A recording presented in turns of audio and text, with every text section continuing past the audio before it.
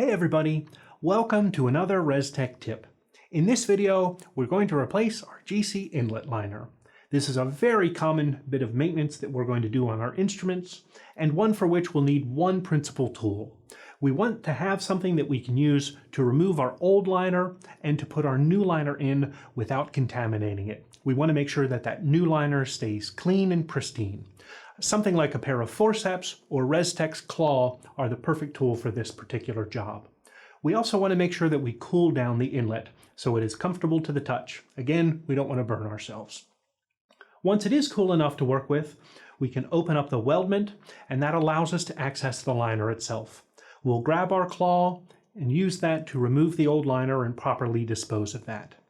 When we're ready to put in a new liner, again, we want to take every reasonable step to make sure that it stays clean, avoid contacting it with our fingers if we can.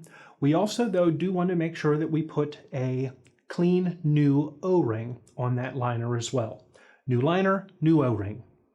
Use the claw to place that new liner into the inlet and then seal the weldment back up. That's really all that's required for this relatively common maintenance of replacing our GC inlet liner. Thanks for joining us for this Restek tip.